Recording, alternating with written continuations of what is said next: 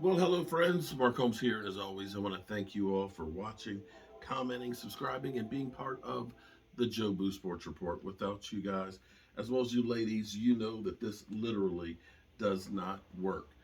All right, so it's about to get the Monday night game kicked off. Quietly, the Pittsburgh Steelers have won 3 games straight, basically on the back of the running game. They have run the ball 30 plus times in each of the last 3 games, and it's been great for them to help keep Big Ben from throwing the football. So we'll see what happens there. And of course, we'll be live streaming at 9 o'clock Eastern and getting to everything that is the Dallas Cowboys. We know we got a terrible loss this week. Cowboy fans are literally jumping off bridges right now, getting off the bandwagon, killing. Literally, they want their pound of flesh. They want somebody to pay. Well, just relax a little bit, okay? It's just one game. It's just one game. Be cool. But I will say one of the biggest problems for the Cowboys was, and a guy that is key, is Tyron Smith. Because, see, unfortunately, Tyron Smith was kind of like the domino that fell that ended up causing all the other dominoes to fall. Because Tyron Smith wasn't there, you ended up reshuffling the line that was already shuffled quite a few times already this year. You took Terrence Steele from the right side, making him the left, and then you brought um, Lyle Collins back to play left, and he hasn't played in 8 weeks. So he's rusty. So all of a sudden, your bookend tackles are not bookend tackles anymore. They basically were getting beat most of the day. Lyle Collins looked like he was tired and winded, and it all just kind of was bad. And from that, everything else was affected. The running game was affected because you weren't having those two great tackles blocking. And from that point, they could put more men in the box and, of course, shut down the run. And you'll hear that the Broncos blitz less than 20% of the time. And you think, oh, well, Dak just can't handle, not being blitzed. Well, what it was they could get pressure with 4 guys. Because those tackles without Tyron Smith out there, they were able to go ahead and get a great rush from the outside without bringing any extra pressure. Hence, you got 4 guys rushing, you got 7 guys out there in coverage. It's not going to work for you, and so hence they didn't need to blitz. Stephen Jones said earlier today, they haven't ruled Tyron Smith out for his left ankle um, yet. We're gonna have to wait and see if he'll be able to get any practice in and play, and they haven't ruled him out. So he had a good week, they say, last week. So we'll see where it goes. Now, John Machada actually went through and looked at Dak Prescott's stats in his 15 games without Tyron Smith. The Cowboys surprisingly are 9-6 in this game, with Dak is 352 out of 531 passing for 4,282 yards, 23 TDs, 10 interceptions, and a 97 passer rating. So usually we don't necessarily step down a lot because he's not there, but you can definitely see it was a difference for us this past week. And we'll see where it goes. One other thing that kind of got me today, I wonder what's going on with the Raiders. The Raiders, John Gruden. I know John Gruden's situation actually happened a long time ago.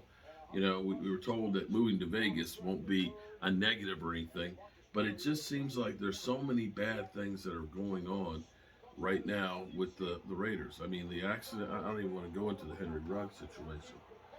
His life, dude is facing like 50 years maximum in jail for that whole situation of a few moments of bad judgment has literally changed his life.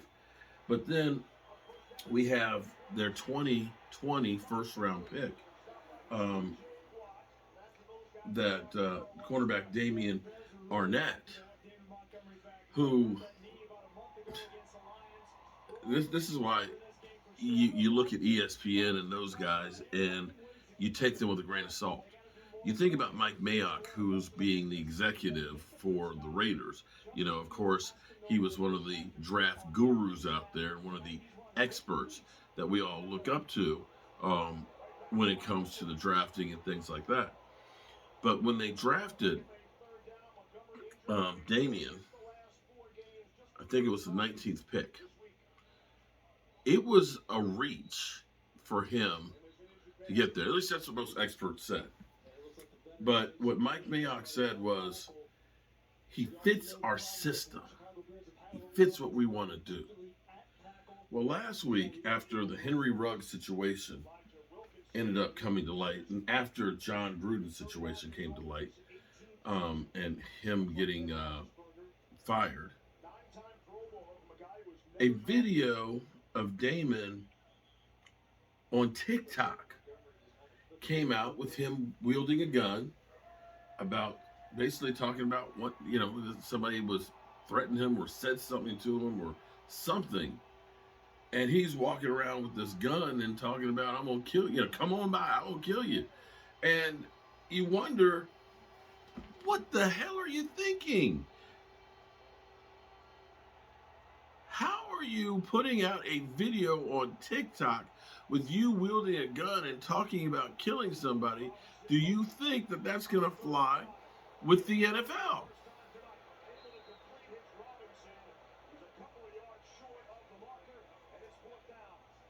How do you think that's going to work? NFL will just say, no big deal.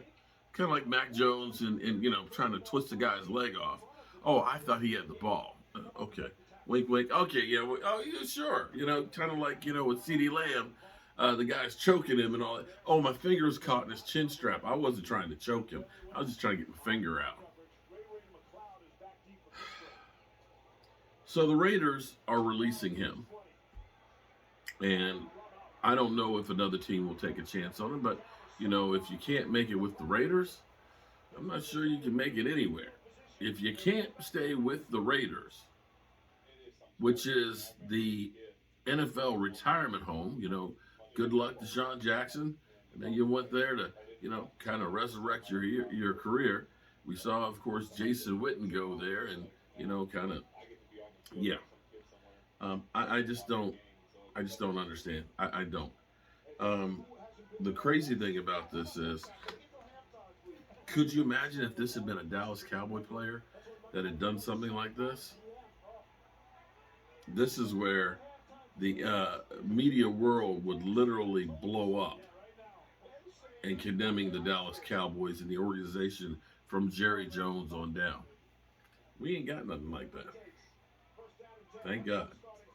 Anyway, the worst thing we got to worry about is CeeDee Lamb having his shirt untucked and waving bye-bye in a victory. But I'll see you guys in a little bit here. We'll see what's going on with this game. I'm Mark Holmes. I'll see you soon.